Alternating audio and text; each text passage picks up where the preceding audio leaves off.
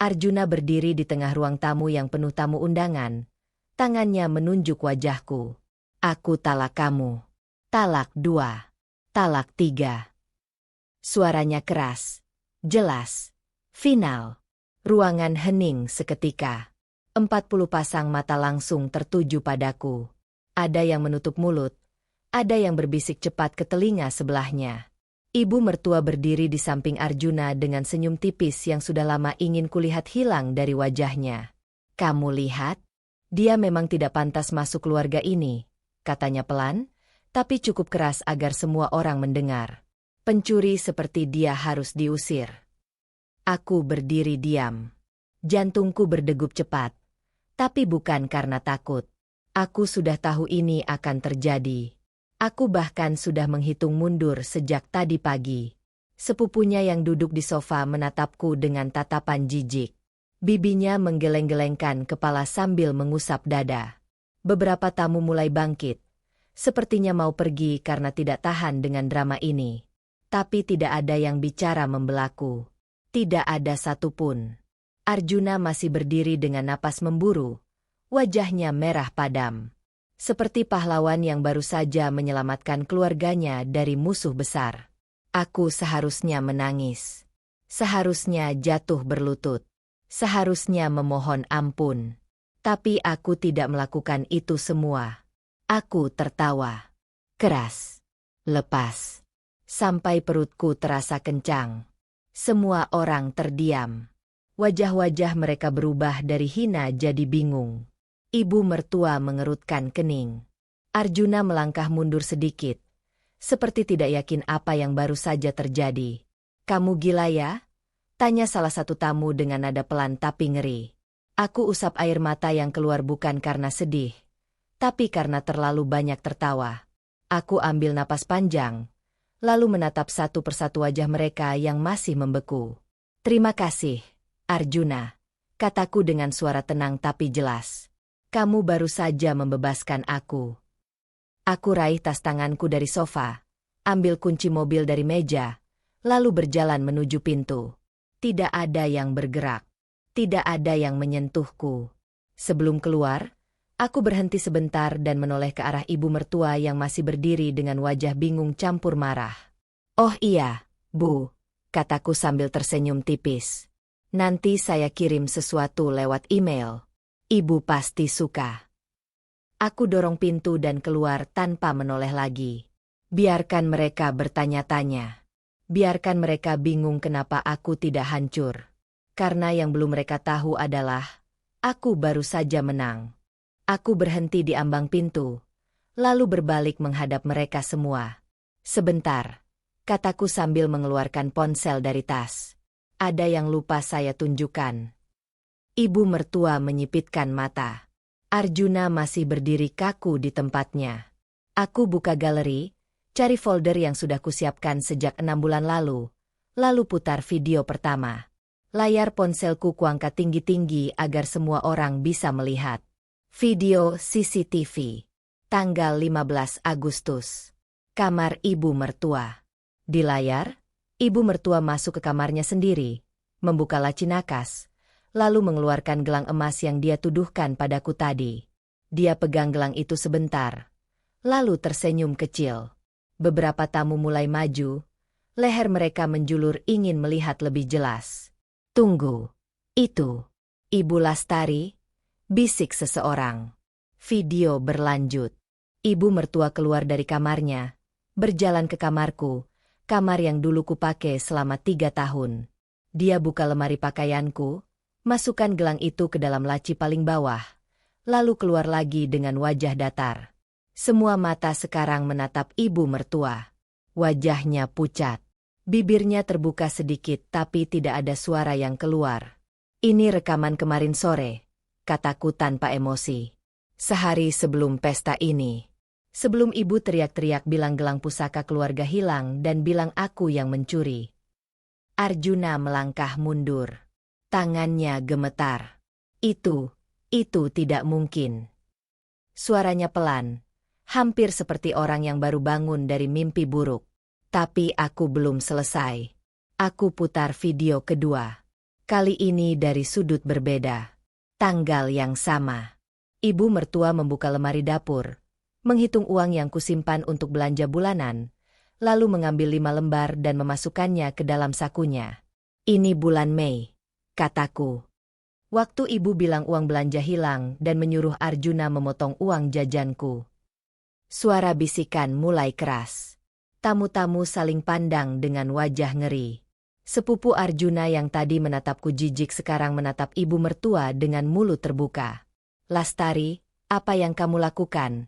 Tanya salah satu bibi dengan suara gemetar. Ibu mertua mundur selangkah. Wajahnya merah padam sekarang. Tangannya mengepal di samping tubuh. Kamu pasang kamera di rumah sendiri? Kamu gila, teriaknya padaku. Aku tersenyum tipis. Bukan di rumah sendiri, Bu. Di rumah milik keluarga suami. Dan ya, saya pasang. Karena saya tahu dari awal ibu tidak pernah suka saya. Arjuna mendekat. Tangannya terangkat seperti mau meraih ponselku. Tapi dia tidak jadi. Dia hanya berdiri di situ, dengan wajah hancur. Kenapa kamu tidak bilang dari dulu? Suaranya pecah. Aku menatapnya lurus. Karena aku tahu kamu tidak akan percaya. Kamu selalu percaya ibu, bukan aku. Aku masukkan ponsel kembali ke dalam tas. Ruangan masih hening. Hanya terdengar napas-napas pendek dari beberapa orang.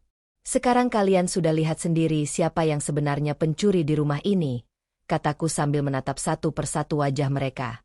Dan terima kasih, Arjuna. Talak 3-mu tadi adalah hadiah terbaik yang pernah kamu berikan. Aku buka pintu dan melangkah keluar. Tapi sebelum pintu tertutup, aku dengar suara ibu mertua berteriak memanggil namaku dengan nada panik. Aku tidak berhenti. 3 hari kemudian, bel rumah orang tuaku berbunyi jam 10 malam. Ayah yang buka pintu. Aku dengar suara Arjuna dari kamar, memohon untuk bicara denganku. Aku turun tangga pelan. Arjuna berdiri di ruang tamu dengan wajah kusut, mata bengkak, baju yang sama seperti kemarin. Aku tahu karena ada noda kopi di lengannya. Maafin aku, katanya begitu melihatku. Suaranya serak. Aku salah. Aku bodoh. Ayah menatapku, menunggu reaksiku. Aku angguk pelan. Dia keluar meninggalkan kami berdua. Arjuna melangkah mendekat tapi aku angkat tangan. Dia berhenti. Aku cerai karena emosi, katanya cepat. Aku tidak mikir. Ibu yang salah, bukan kamu. Aku tahu sekarang. Video itu, aku sudah tonton ratusan kali. Dadaku sesak. Suaranya yang pecah hampir membuatku lupa semua yang terjadi. Aku cinta kamu. Lanjutnya. Aku tidak bisa tidur. Tidak bisa makan. Rumah terasa kosong tanpa kamu. Aku diam. Tanganku mengepal di samping tubuh.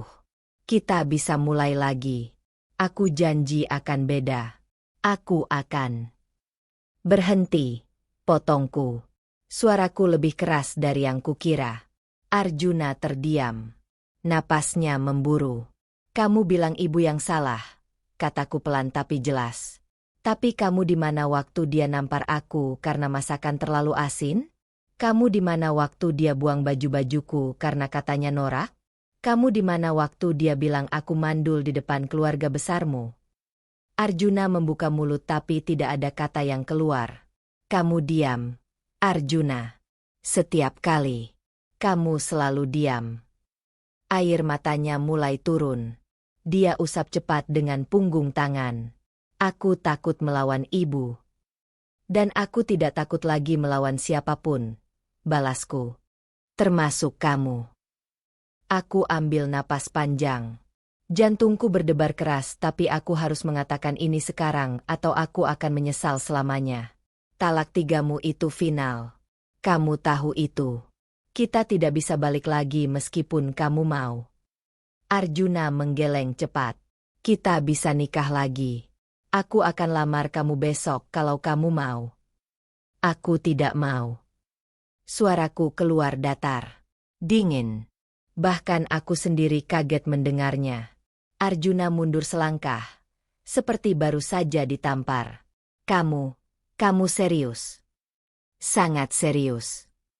Dia jatuh duduk di sofa, kepala di tangan, bahu bergetar. Tangisannya keluar tanpa suara, hanya napas pendek-pendek yang terdengar menyakitkan. Aku berdiri di situ, menatapnya. Dulu aku akan langsung datang, peluk dia, bilang semuanya akan baik-baik saja. Tapi sekarang aku hanya berdiri. Aku sudah punya rencana baru, kataku pelan. Rencana yang tidak melibatkan kamu atau keluargamu. Arjuna angkat kepala, menatapku dengan mata penuh harap yang mulai padam. Apa maksudmu? Aku tidak jawab. Aku hanya berbalik, berjalan ke arah tangga. Pulang. Arjuna. Jangan datang lagi. Aku naik tangga tanpa menoleh. Pintu kamarku kututup pelan. Lalu aku bersandar di baliknya. Dari bawah, aku dengar suara pintu depan terbuka, lalu tertutup lagi. Arjuna sudah pergi.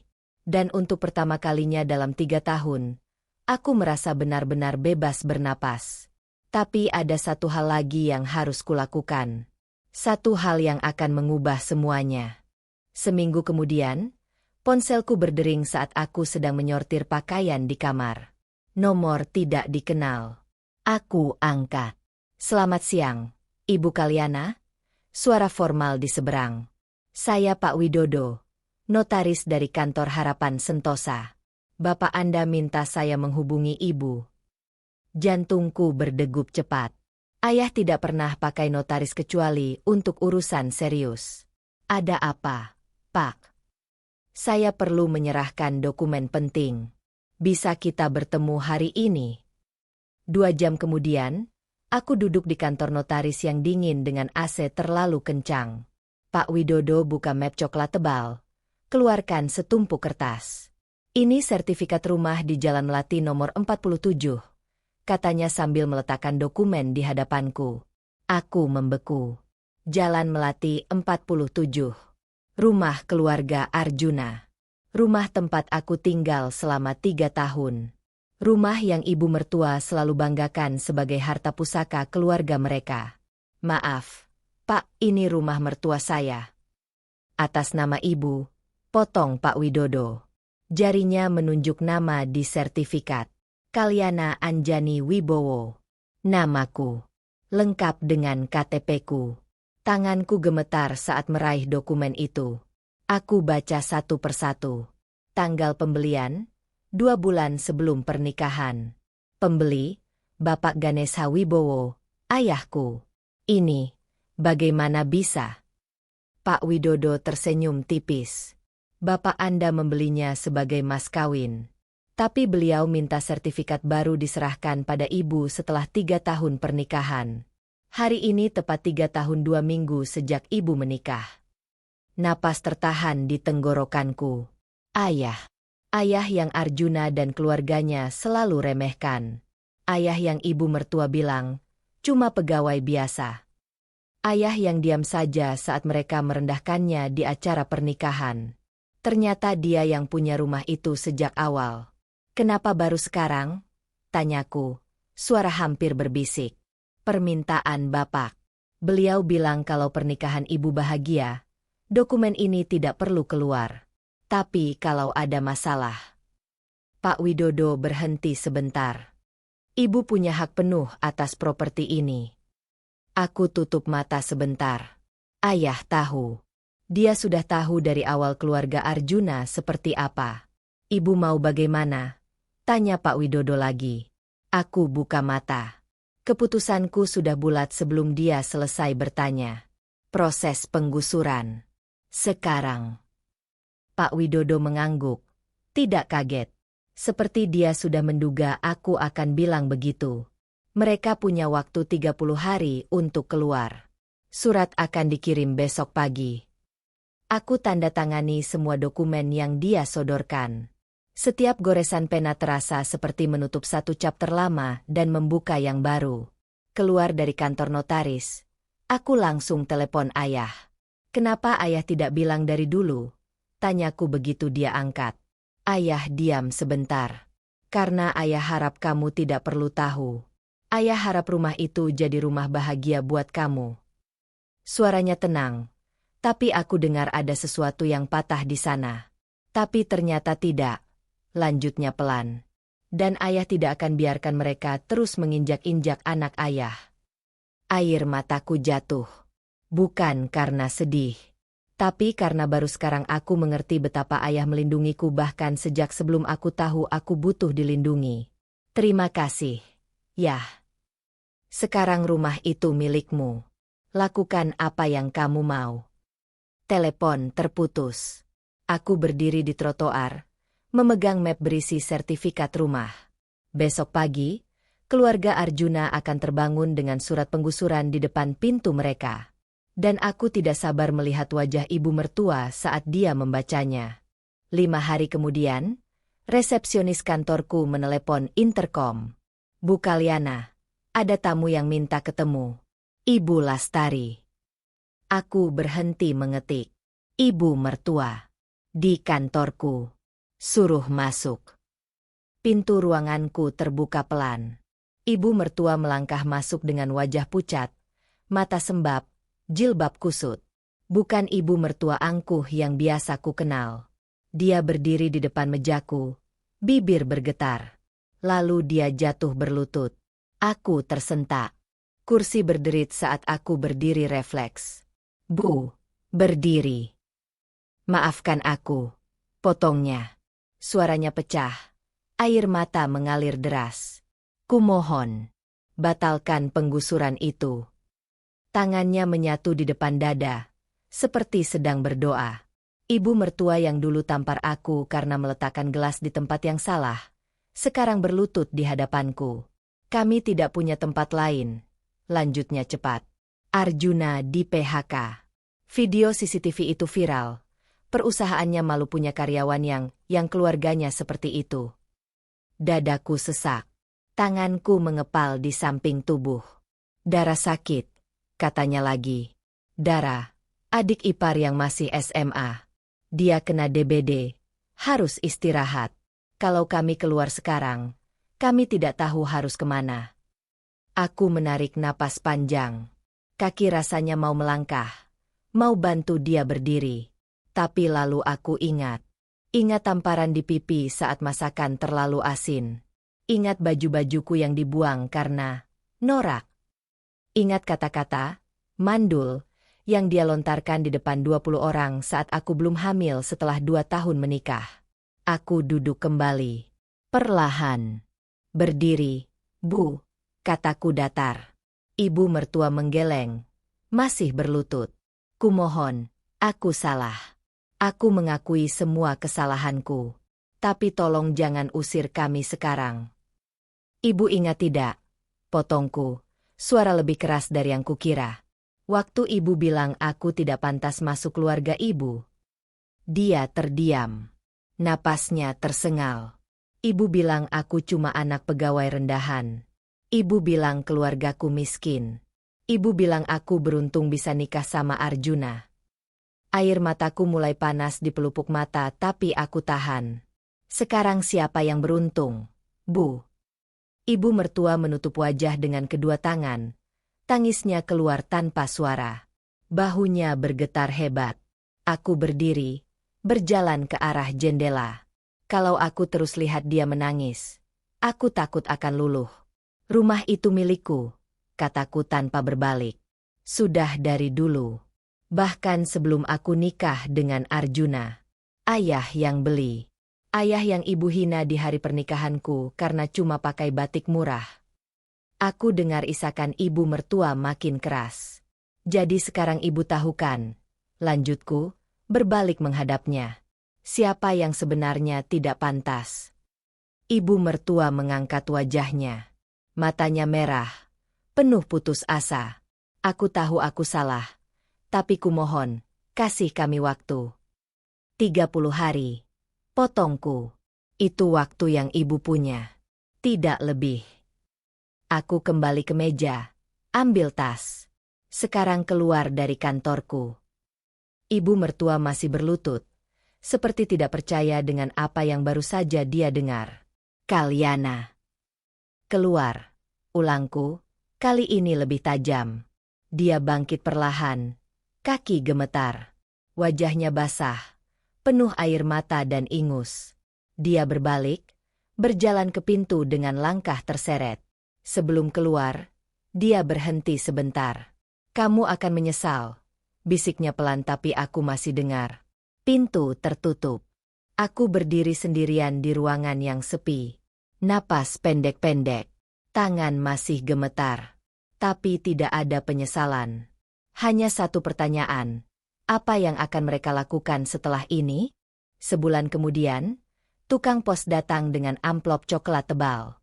Tidak ada nama pengirim. Hanya tulisan tangan yang kukenal. Tulisan Arjuna. Aku buka amplop itu di teras rumah. 5 lembar kertas. Tulisan rapat. Beberapa bagian luntur seperti kena air mata. Kalyana. Mulai surat itu. Aku tahu aku tidak punya hak lagi untuk menulis ini. Tanganku gemetar sedikit memegang kertas. Tapi aku harus jujur. Aku sudah tahu dari awal ibu yang menjebak kamu. Aku lihat dia keluar dari kamarmu hari itu. Tapi aku diam. Aku pengecut. Dadaku terasa sesak. Aku baca terus. Aku takut melawan ibu. Takut dia marah. Takut keluarga berantakan. Jadi aku biarkan kamu jadi kambing hitam. Berkali-kali. Napas tertahan di tenggorokanku. Sekarang aku sudah kehilangan semuanya. Pekerjaan hilang karena video CCTV itu menyebar ke HR kantor. Rumah yang ternyata bukan milik keluargaku, sudah kosong. Ibu dan Dara tinggal di rumah sepupu yang sempit. Aku tidur di kontrakan sendirian. Aku tutup mata sebentar. Bayangan Arjuna di kontrakan sempit terlintas. Tapi aku usir cepat-cepat. Tapi yang paling aku sesali adalah kehilanganmu. Kamu satu-satunya yang tulus mencintai aku. Yang masak makanan kesukaan aku meskipun ibu bilang rasanya hambar. Yang tahan dibentak-bentak tanpa pernah balas. Yang tetap senyum meskipun aku tahu kamu menangis di kamar mandi. Air mataku jatuh di atas kertas, membuat tinta memudar. Aku minta maaf. Aku tahu kata itu tidak cukup. Tapi aku butuh kamu tahu. Aku menyesal. Setiap hari. Setiap detik. Surat itu berakhir dengan kalimat, kalau ada cara untuk memperbaiki ini, kumohon beritahu aku. Aku akan lakukan apa saja. Aku lipat surat itu perlahan. Masukkan kembali ke amplop. Lalu aku duduk di teras. Menatap langit sore yang mulai jingga. Tidak ada kepuasan. Tidak ada rasa menang seperti yang kukira. Hanya kosong. Dan lelah. Aku ambil ponsel. Ketik balasan singkat lewat email.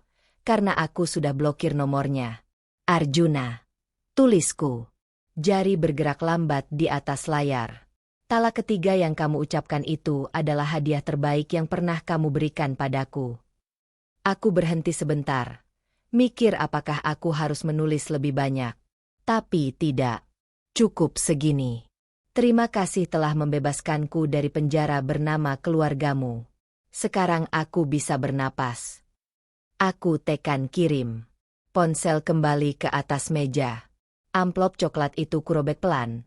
Lalu kubakar di tempat sampah logam di halaman belakang. Api melahap kertas-kertas itu perlahan. Tulisan Arjuna menghitam, menggulung, lalu jadi abu. Aku berdiri di sana sampai semuanya habis. Tidak ada lagi yang tersisa dari surat itu. Tidak ada lagi yang mengikat aku ke masa lalu. Tapi ada satu hal yang masih mengganjal. Besok aku harus ke rumah itu, rumah yang sekarang resmi kosong. Untuk memastikan mereka benar-benar sudah pergi. Dan aku tidak tahu apa yang akan kutemukan di sana. 2 tahun kemudian, aku duduk di kafe kecil dekat kantor. Tangan memegang segelas jus alpukat. Perutku sudah membesar 6 bulan.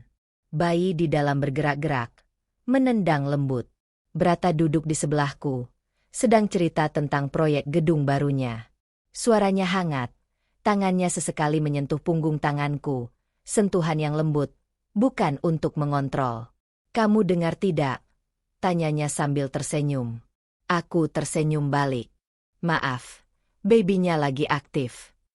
Dia tertawa, lalu meletakkan tangannya di perutku. Rasanya aman. Rasanya benar. Lalu aku melihatnya. Arjuna. Dia berdiri di depan konter kafe, pakai seragam kurir dengan logo perusahaan di punggung jaket. Rambutnya lebih panjang, berantakan. Wajahnya kurus, ada kantung hitam tebal di bawah mata. Dia ambil paket pesanan, lalu berbalik. Mata kami bertemu sekilas. Arjuna membeku. Tatapannya turun ke perutku, lalu ke Brata yang masih meletakkan tangan di sana dengan senyum lebar. Ekspresinya hancur dalam 1 detik. Tapi aku tidak merasa menang. Tidak ada kepuasan melihat dia seperti itu. Hanya kosong. Dan anehnya, damai. Arjuna cepat-cepat menunduk, lalu berjalan keluar dengan langkah tergesa. Punggungnya membungkuk, seperti menahan sesuatu yang berat. Kamu kenal dia? Tanya Brata pelan. Aku menggeleng. Tidak, bukan lagi. Brata tidak tanya lebih jauh. Dia pegang tanganku, genggamannya hangat dan mantap. Kami selesai minum, lalu berdiri untuk pergi. Aku pegang perut dengan 1 tangan, tangan satunya dipegang Brata. Sebelum keluar, aku sempat lihat dari kaca. Arjuna masih berdiri di seberang jalan, menatap kafe dari jauh. Motornya parkir di pinggir, tapi dia tidak bergerak. Aku tidak berhenti, tidak menoleh lagi, karena masa lalu itu sudah mati. Dan aku akhirnya hidup. Brata buka pintu mobil untukku, bantu aku masuk dengan hati-hati. Dia masuk ke kursi pengemudi, lalu meraih tanganku lagi. Pulang? Tanyanya lembut. Pulang, jawabku. Mobil melaju meninggalkan kafe. Aku lihat sekilas dari kaca spion. Arjuna masih berdiri di sana, semakin kecil, sampai akhirnya hilang dari pandangan. Tidak ada dendam. Tidak ada amarah. Hanya rasa syukur yang besar karena talak ketiga itu, yang dulu terasa seperti akhir dunia, ternyata adalah awal dari kehidupan yang seharusnya selalu jadi milikku. Brata nyalakan radio. Lagu lama mengalun pelan. Dia senandungkan liriknya sambil sesekali tersenyum padaku. Aku pegang perutku lagi, merasakan tendangan kecil dari dalam. Kamu akan punya ayah yang baik, bisikku pelan pada bayiku. Ayah yang tidak akan diam saat kamu butuh dilindungi. Brata dengar bisikanku. Dia genggam tanganku lebih erat, tidak bilang apa-apa, tapi aku tahu dia mengerti. Jalanan Jakarta macet seperti biasa. Tapi aku tidak peduli. Karena untuk pertama kalinya dalam hidup, aku tidak terburu-buru kemana-mana. Aku sudah sampai. Aku sudah di rumah. Dan kali ini, rumah itu bukan tempat di mana aku harus berjuang untuk diterima. Rumah itu adalah tempat di mana aku dicintai. Apa adanya, tanpa syarat, tanpa harus membuktikan apa-apa. Aku tersenyum, menatap jalan di depan yang masih panjang. Tapi kali ini, aku tidak takut. Karena aku tidak berjalan sendirian lagi.